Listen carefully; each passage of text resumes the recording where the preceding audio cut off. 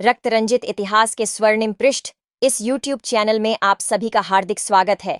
अगर आप हमारे चैनल पर नए हैं तो चैनल को सब्सक्राइब करें, इस वीडियो को लाइक करें, आपके विचार साझा करने के लिए कमेंट करें या मेल करें। अगर आपको लगता है कि आप हमारे इस धर्म प्रचार के कार्य में सहयोग करें तो आप यथाशक्ति यथासंभव सहयोग देकर इस कार्य में अपने आहुति दे सकते हैं। धन्यवाद। स्वामी दयानंद और आर्य समाज की हिंदी भाषा को देन डॉक्टर विवेक आर्य सारे देश की आशा है। हिंदी आपकी भाषा है। 10 जनवरी आर्य भाषा हिंदी दिवस पर हार्दिक शुभकामनाएं। स्वामी दयानंद ने 1857 के स्वाधीनता संग्राम को असफल होते देखा था और उसके असफल होने का मुख्य कारण भारतीय समाज में एकता की कमी होना था। स्वामी दयानंद ने इस कमी को समाप्त करना आवश्यक समझा। उन्होंने चिंतन मंथन किया कि अगर भारत देश को एक सूत्र में जोड़ना है तो उसकी एक भाषा होना अत्यंत आवश्यक है। यह रिक्त स्थान अगर कोई भर सकता था तो वह हिंदी भाषा थी। स्वामी दयानंद द्वारा सर्वप्रथम 19वीं सदी के चौथे चरण में एक राष्ट्रभाषा का प्रश्न उठाया गया और स्वयं गुजराती भाषी होते हुए भी उन्होंने इस हेतु आर्य भाषा हिंदी को ही इस पद के योग्य बताया।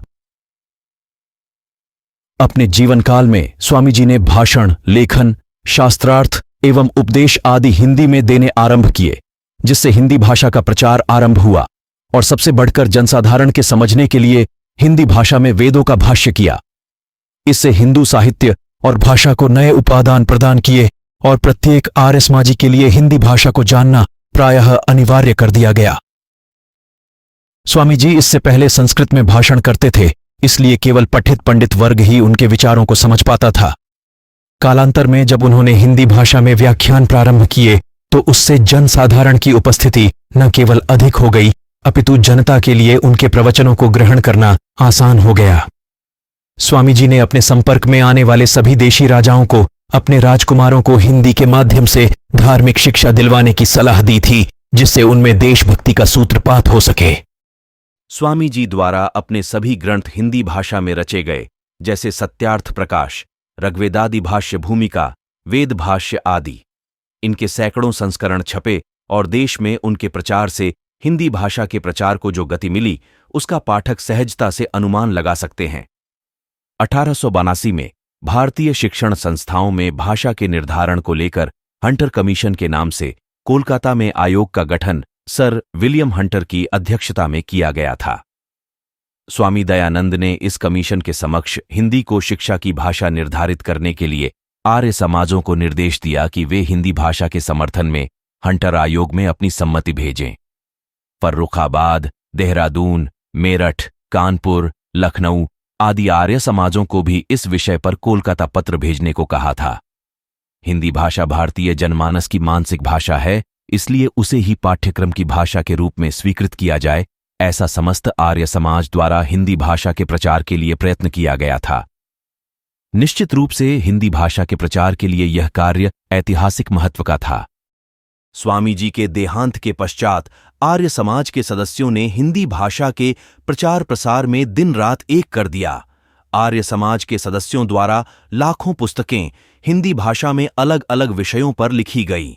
गद्य, पद्य, काव्य, निबंध आदि सभी प्रकार के साहित्य की रचना हिंदी भाषा में हुई। हजारों पत्र पत्रिकाओं का हिंदी भाषा में प्रकाशन हुआ। सैकड़ों पाठशालाओं, विद्यालयों, गुरुकुलों के माध्यम से हिंदी भाषा का संपूर्ण भारत में ही नहीं अपितु विदेशों में जैसे मॉरीशस, फिजी, दक्षिण अफ्रीका आदि देशों में भी हिंदी भाषा का प्रचार प्रसार हुआ। आर्य दर्पण आर्य समाज का सर्वप्रथम हिंदी पत्र, आर्य भूषण, आर्य समाचार, भारत सुदशा प्रवर्तक, वेद प्रकाश, आर्य पत्र, आर्य समाचार, आर्य विनय, आर्य सिद्धांत, आर्य भगिनी आदि अनेक पत्र तो विभिन्न आर्य संस्थाओं द्वारा 20वीं शताब्दी आरंभ होने से पहले ही निकलने आरंभ कर दिए थे। 22वीं शताब्दी में इनकी संख्या इतनी थी कि इस वीडियो में उन्हें समाहित करना संभव नहीं है। दर्शक इस उल्लेख से समझ सकते हैं कि आर्य समाज के प्रचार का माध्यम हिंदी होने के कारण हिंदी भाषा के उत्थान में आर्य समाज का क्या योगदान था। स्वामी जी के प्रशंसक भारतेंदु हरिश्चंद्र की हिंदी भाषा को देन से साहित्य जगत भली प्रकार से परिचित है। कालांतर में मुंशी प्रेमचंद, कहानीकार सुदर्शन आचार्य रामदेव, बनारसी दास चतुर्वेदी, इंद्र विद्या वाचस्पति, सुमित्रानंदन पंत, मैथिली शरण गुप्त, पदम सिंह शर्मा आदि से आरंभ होकर हरिवंश राय बच्चन, विष्णु प्रभाकर, क्षितीश वेदालंकार आदि तक हजारों की संख्या में आर्य समाज से दीक्षित और अनुप्राणित साहित्यकारों ने हिंदी साहित्य की रचना की, जिससे हिंदी समस्त भारत की साहित्यिक भाषा के रूप में स्थापित हो गई। स्वामी श्रद्धानंद ने अपने पत्र सद्धर्म प्रचारक को एक रात में उर्दू से हिंदी में परिवर्तित कर दिया। उन्हें आर्थिक हानि अवश्य उठानी पड़ी, पर उनके पत्र की प्रसिद्धि को देखते हुए उसे पढ़ पाने की इच्छा ने अनेकों पाठकों को देवनागरी लिपि सीखने के लिए प्रेरित किया। पत्रकारिता में नए आयाम आर्य समाज के सदस्यों के स्थापित किए। पंजाब के सभी प्रसिद्ध अखबार जैसे प्रताप, केसरी, अर्जुन, युगांतर आदि अनेक पत्र हिंदी में ही निकलते थे, जो आर्य समाजियों ने ही चलाए थे।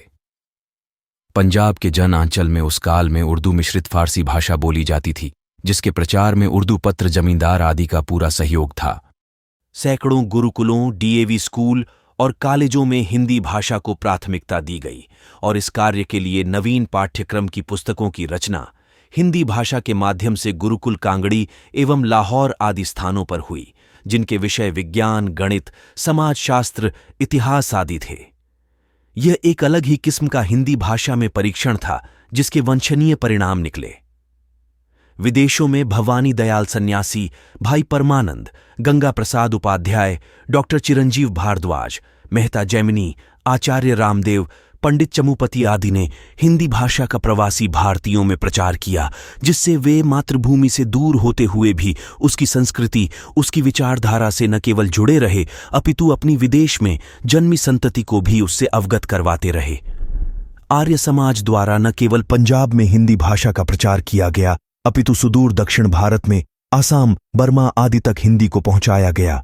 न्यायालय में दुष्कर भाषा के स्थान पर सरल हिंदी भाषा के प्रयोग के लिए भी स्वामी श्रद्धानंद द्वारा प्रयास किए गए थे।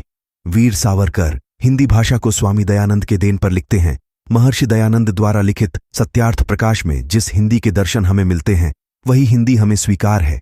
ये सरल, अनावश्यक विदेशी शब्दों से अलिप्त होकर भी अत्यंत अर्थवाहक तथा प्रवाही है। महर्षि दयानंद ही सर्वप्रथम नेता थे जिन्होंने हिंदुस्तान के अखिल हिंदुओं की राष्ट्रभाषा हिंदी है, ऐसा उद्घोष व प्रयास किया था। संदर्भ वीर वाणी पृष्ठ 44।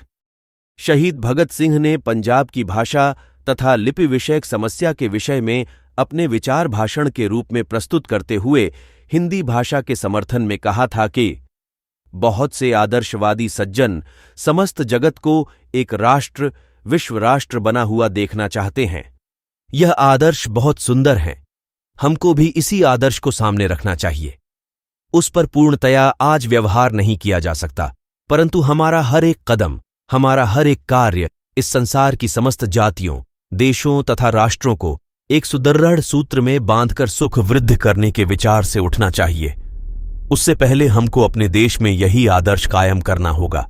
समस्त देश में एक भाषा, एक लिपि, एक साहित्य, एक आदर्श और एक राष्ट्र बनाना पड़ेगा, परंतु समस्त एकता से पहले एक भाषा का होना जरूरी है, ताकि हम एक दूसरे को भली भांति समझ सके।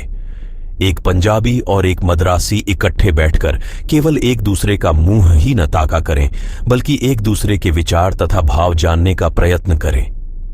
परंतु यह पराई भाषा अंग्रेजी में नहीं, बल्कि हिंदुस्तान की अपनी भाषा हिंदी में होना चाहिए। महात्मा गांधी हिंदी भाषा के कितने बड़े समर्थक थे, इसका पता उनके इस कथन से मिलता है, जब उन्होंने कहा था कि जगदीश चंद्र बसु आदि विद्वानों के आविष्कार जनता की भाषा में प्रकट किए जाते, तो जिस प्रकार तुलसी रामायण जनता की भाषा में लिखी होने के कारण अपनी चीज बनी हुई है, उसी प्रकार से विज्ञान की चर्चाएं, विज्ञान के आविष्कार जनता के जीवन को प्रभावित करते। स्वामी दयानंद और आर्य समाज की हिंदी भाषा को देन निश्चित रूप से अविस्मरणीय एवं अनुकरणीय है। हमारे चैनल रक्तरंजित इतिहास के स्वर्णिम पृष्ठ को सब्सक्राइब करें, वीडियो को लाइक करें, आपके मित्र परिवारजनों को शेयर करें।